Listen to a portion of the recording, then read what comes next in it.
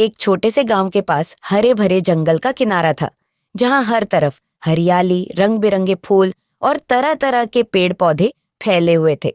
उस गांव में एक छोटा बच्चा राजू अपने माता पिता के साथ रहता था।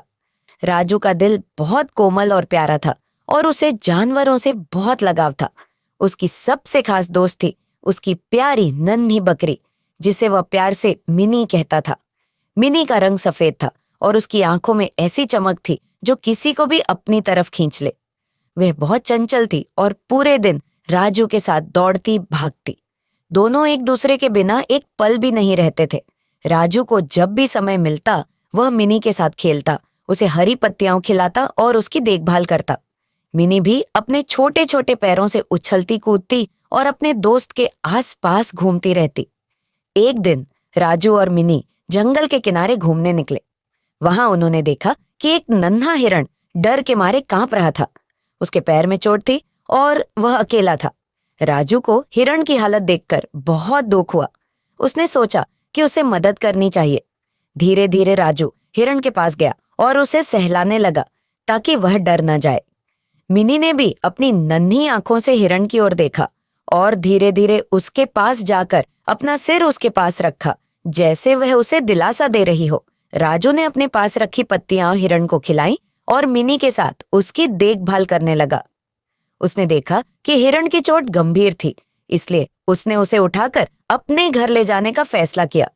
मिनी भी उनके साथ खुशी खुशी चलने लगी, जैसे वह भी अपनी नई दोस्ती को लेकर बहुत उत्साहित हो। घर पहुंचकर राजू ने अपने माता पिता को हिरण के बारे में बताया और वे भी उसकी मदद के लिए तैयार हो गए। उन्होंने हिरण की चोट पर दवा लगाई और उसे आराम करने दिया।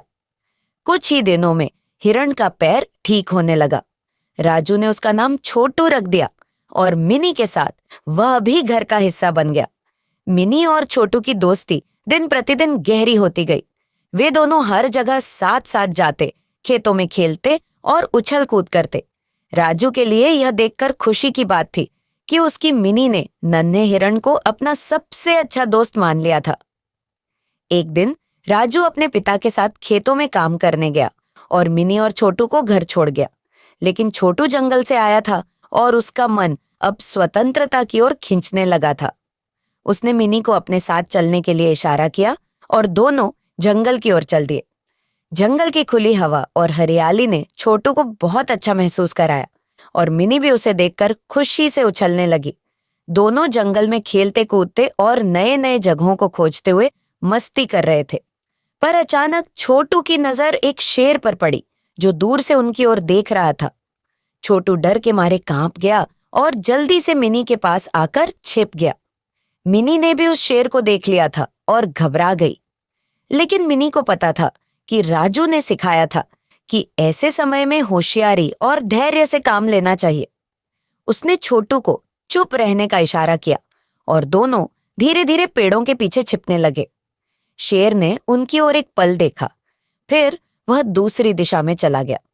छोटू ने राहत की सांस ली और मिनी ने उसे दिलासा दिया। वे दोनों समझ गए थे कि जंगल में अकेले जाना खतरनाक हो सकता है। वापस लौटकर राजू ने देखा कि मिनी और छोटू घर नहीं है।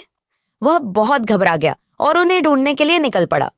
थोड़ी ही देर में उसने देखा कि दोनों जंगल के किनारे खड़े हैं और उन्हें देखकर उसकी जान में जान आई।